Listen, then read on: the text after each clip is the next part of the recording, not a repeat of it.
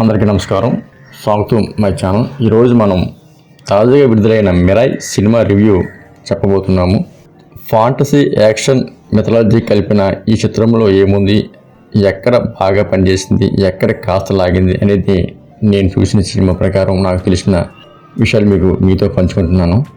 కథలోకి వెళితే ఒక ప్రాచీన గ్రంథం, ఆ శక్తి వలన దేవుడిలా మారే శక్తులు, ఆ శక్తుల కోసం జరిగే పోరాటం, వీటన్నిటి మధ్యలో ఒక సాధారణ యువకుడు యోధుడిగా ఎలా మారాడు అనేది సినిమా యొక్క సారాంశం. ఇది ఘట్టమనేని అనేవారు. కార్తిక్ అనే అతను ఫిల్మ్ డైరెక్ట్ చేశారు. ఇది తేజ అనే యువకుడు హీరోగా పనిచేశారు. దీనికి మంచు, మనోజ్, జగపతి బాబు వీళ్ళు కూడా సినిమాలో మంచి మంచి క్యారెక్టర్స్ వేసి ప్రేక్షకుల్ని మెప్పించారని చెప్పుకోవచ్చు. ఇది పాజిటివ్ వైపుకి వస్తున్నట్లయితే నాకు విఎఫ్ఎక్స్ యాక్షన్ సీన్స్ చాలా గ్రాండ్గా క్రియేట్ చేశారు.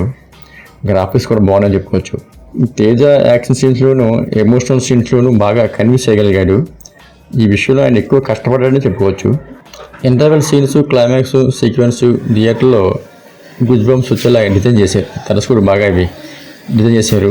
ప్రేక్షకుడు వేరే థాట్ వెళ్లకుండా సీన్స్లో లీలమయ్యే విధంగా ఆయన డిజైన్ చేసి ప్రేక్షకులను ఒప్పించారు. ఇంకా మంచు మనోజ్ విలన్గా బలంగా నిలిచాడు. అతనికి ఇది విలన్గా ఇది ఫస్ట్ టైం అనుకుంటున్నాను, కానీ అతను తండ్రి మోహన్ బాబు లాగే విలన్గా కూడా మంచి పేరు తెచ్చుకునే అవకాశం ఉంది. ఇందులో నాకు నచ్చని నెగిటివ్ వైపు చూసినట్లయితే ఇవి రన్వే టైం కాస్త ఎక్కువగా అనిపించింది. ఇంకా తగ్గిస్తే బాగుండేది. కొన్ని సన్నివేశాలు ఎడిట్ చేయవలసి వచ్చింది. కొన్ని చోట్ల కథ ఊహించిందలా సాగుతుంది.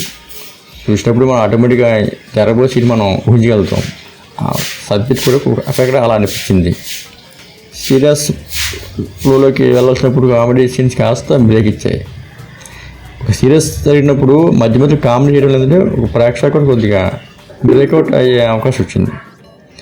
సీరియస్ ఉన్నప్పుడు కామెడీ సీన్స్ ఉండకూడదని ఉద్దేశం, కానీ అతను కామెడీ సీన్స్ కాస్త పెట్టడం జరిగింది. దానివల్ల కొద్దిగా డిసప్పాయింట్ అయ్యాము. టోటల్గా చెప్పాలంటే సినిమా అయితే పర్వాలేదు.